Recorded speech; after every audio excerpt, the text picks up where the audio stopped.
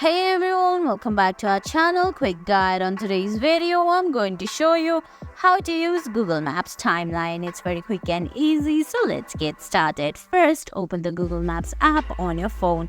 If you don't have the app yet, you can get it from Google Play Store, Apple App Store, etc. Well, after you do that, all you have to do is go ahead, launch the app, then sign in using your Google account. Now on the screen, you can see options like search bar, restaurants, attractions, gas, explore, go, save, etc. You have to go to top right corner and tap on that user icon, then select your timeline halfway through your screen.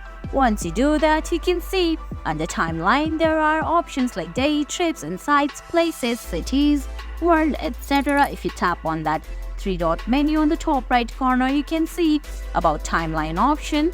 Well, there it's gonna explain what's timeline. Well, you can rediscover, see a map of your visits and routes on each of your devices. You can remember, look back at the trips that you've taken. You can reflect by getting the insights on how you've traveled and spent your time. Also, you can see your choices. Well, mine says auto delete in 3 months. You can go to settings and change that. Also, you can see that you can even select the date here from the calendar.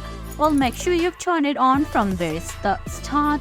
Well guys, that's it. That's how you use timeline in Google Maps. I hope you found this video helpful. If you did, please give it a thumbs up, leave a comment, subscribe to our channel and hit that bell icon. See you in the next video. Thanks for watching.